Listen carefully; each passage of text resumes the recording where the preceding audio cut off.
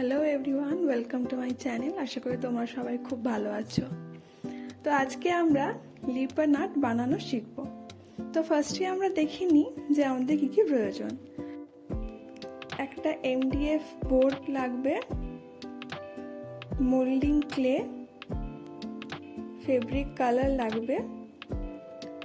লাগবে মিরর, লাগবে ক্লে টুল, আর লাগবে ফেভিকল।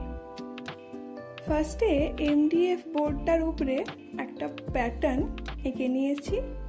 তারপরে মোল্ডিং ক্লের হার্ডেনার আর রেজিন বেসটাকে সম পরিমাণে নিয়ে ট্যালকাম পাউডারের সাহায্যে খুব ভালোভাবে মিক্স করতে হবে, কারণ মোল্ডিং ক্লেটা একটু চ্যাটচ্যাটে হয়, তাই জন্য এখানে ট্যালকাম পাউডারটা প্রয়োজন।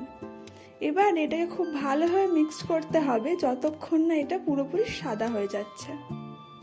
এরপরে হাতের তালুর সাহায্যে একটা দড়ির মতো বানিয়ে নেব। এখানে বলে রাখি যে হাতের তালু দিয়েই তোমরা এটা বানাবে। হাতের আঙুল দিয়ে করতে গেলে কিন্তু তোমরা দেখতেই পাচ্ছ কিছুটা মোটা কিছুটা সরু হয়ে যাবে, যার জন্য কিন্তু ফিনিশিংটা খুব একটা ভালো আসবে না। তাই জন্য হাতের তালু দিয়ে খুব ভালোভাবে এটাকে বানিয়ে নিতে হবে। এরপরে ফেভিকলের সাহায্যে বেসটার উপরে মোল্ডিং ক্লেটাকে বসিয়ে নিতে হবে।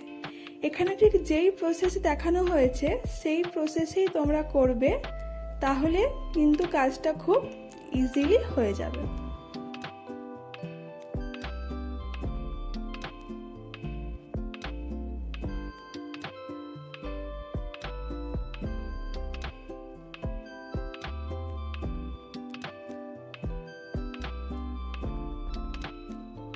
ক্লে টুলের সাহায্যে শেপটাকে ঠিক করে নিচ্ছি। এখানে আমি ক্লে টুল ইউজ করছি, তোমরা চাইলে কাঠি বা অন্য কিছু ইউজ করতে পারো।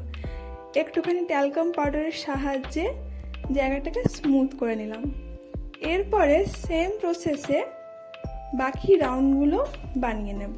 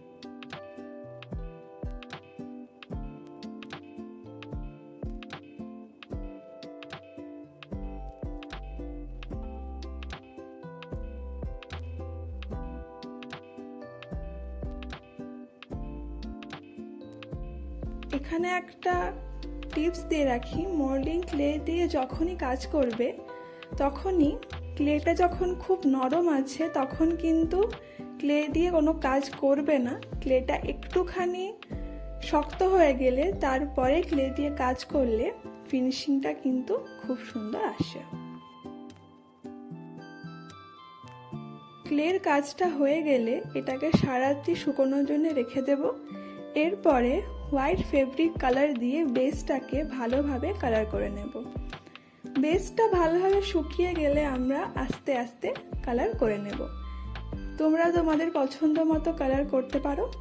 এখানে আমি ফেভিক্রিলের ফেব্রিক কালারটা ইউজ করছি।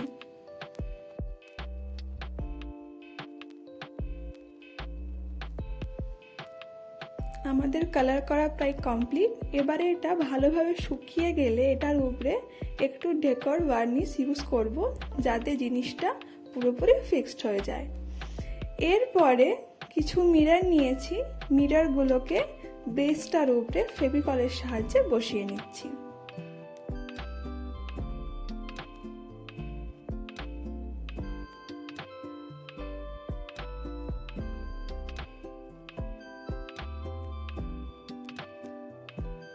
মিরর দিয়ে কাজটা কমপ্লিট হয়ে যাওয়ার পরে একটু ফাঁকা ফাঁকা লাগছিল, তাই জন্য আমি এখানে কিছু ডট অ্যাড করে দিচ্ছি।